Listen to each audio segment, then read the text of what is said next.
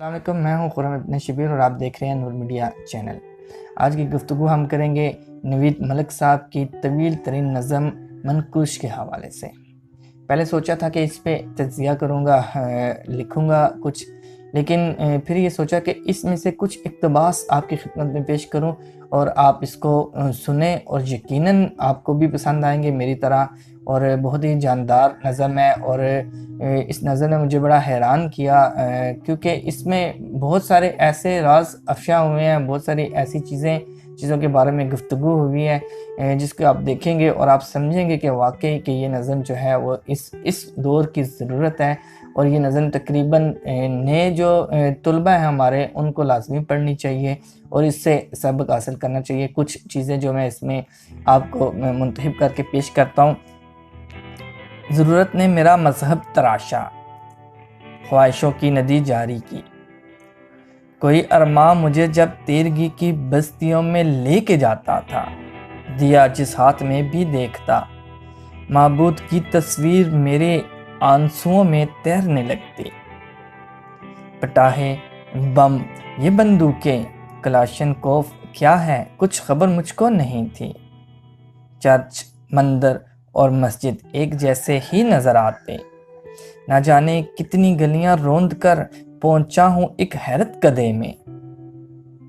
اب بالکل آغاز سے انہوں نے گفتگو کی، جو بچے کے اندر ایک چیزیں چھپی ہوئی ہوتی ہیں، وہ نئی نئی چیزوں کی طرف جاتا ہے، کچھ چیزوں کے بارے میں اسے نہیں پتہ ہوتا اور کچھ چیزیں وہ جاننا چاہتا ہے۔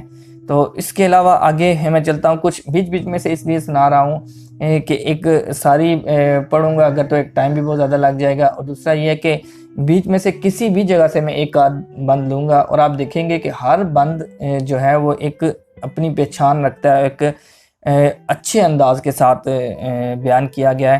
یہ ایک پیج میں نے خود ہی منتخب کیا، ویسے ایک رینڈم سا میں چیک کر رہا ہوں، کسی کو میں نے نشان نہیں لگائے ہوئے، کچھ بھی بس دیکھتا جاتا ہوں اور آپ کو سناتا جاتا ہوں کہ یہاں وہ اونٹنی آئے جو صالح کو ملی تھی، دودھ سارا اس کا ہم اپنے قبیلے میں ہی بانٹیں گے، ہمارا حق ہمارے قد سے چھوٹا ہو نہیں سکتا، خدا کو ایسے نوٹس بھیجنے والوں کے سب دفتر مساجد سے ابھی اونچے ہیں۔ میرے اندر جو ایک معصوم بچہ ہے، میری جلتی ہوئی آہوں کی حدت پگھلتا ہے، جو گھٹتا اور بڑھتا ہے، ابھی اس کی سماعت پر بہت سے مستعل لہجے برسنے ہیں، انوکھے موسموں کے ذائقے اس کی طبیعت پر اترنے ہیں۔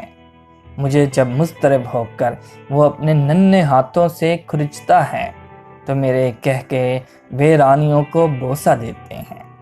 کیا انداز ہے۔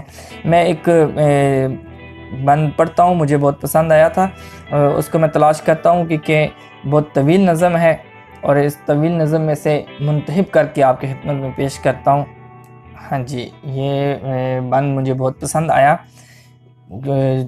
ہے تو تقریباً ساری نظم ہی ایک اچھا مزے کی بات یہاں بتاؤں آپ کو کہ یہ طویل نظم ہے، اور آپ جب اس کو سٹارٹ کریں گے تو آپ کا من ختم کرنے کے بعد ہی سکون پائے گا، ایسا میرے خیال میں، کیونکہ میرے ساتھ ایسا ہوا ہے، اور اس لیے میں بھی یہ سمجھتا ہوں کہ آپ طویل نظم ہے، اب یہ نہیں سوچیں گے کہ میں ابھی تھوڑی سی پڑھ لوں، تھوڑی بعد میں پڑھ لوں گا، ایسا نہیں ہوگا۔ آپ پڑھنا شروع کریں گے تو مسلسل پڑھتے جائیں گے۔ ہوا ایسی کہ جس میں اب بھی کچھ عیار کوے سانس لیتے ہیں، یمامہ کی فضائیں نوچنے والے وہ کوے جن نے اپنی میلی چونچوں سے اندھیروں کے گھنے برگد کی شاخوں پر چمکتے جگنوں کو دیکھتے ہی شور برسایا۔ کہیں کوے اڑانے بڑھتے پھرتے اس صدی تک آ گئے ہیں، سب کو حیرانی سے تکتے ہیں، ہمارے عہد کی آنکھوں پہ اپنے گھونسلے تعمیر کرنے کے لیے بے تاب رہتے ہیں۔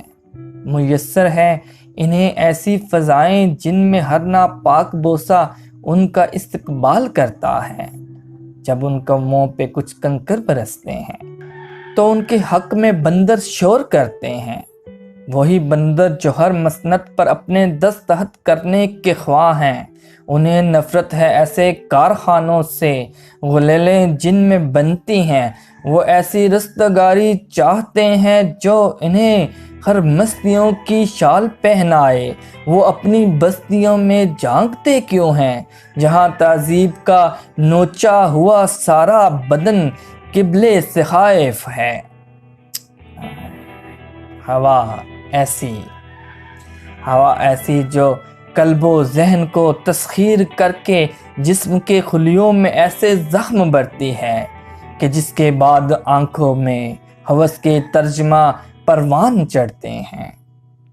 یہاں تک ایک بند اور آپ کو سناؤں گا اور اس کے بعد اس ویڈیو کا اختتام کی جانب لے کے جاؤں گا، کیونکہ بہت طویل، میں چاہتا ہوں آپ خود پڑھیں۔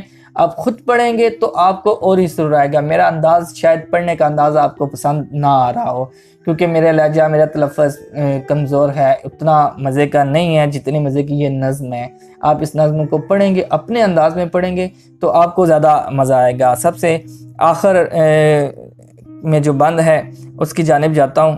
چلو غار حرا کو لوٹ جائیں، چلو غار حرا کو لوٹ جائیں، وہی غار حرا جس میں کئی نوری زمانے چند لمحوں میں سمٹ کر صحابے لو لاکھ کے قدموں سے لپٹے تھے۔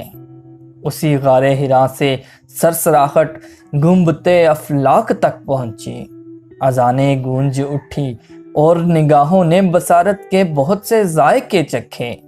پہاڑوں اور صحراؤں کے ماتھے جلملائے تو کئی رستوں کی ویرانی پہ تازہ سلسلوں نے پرورش پائی۔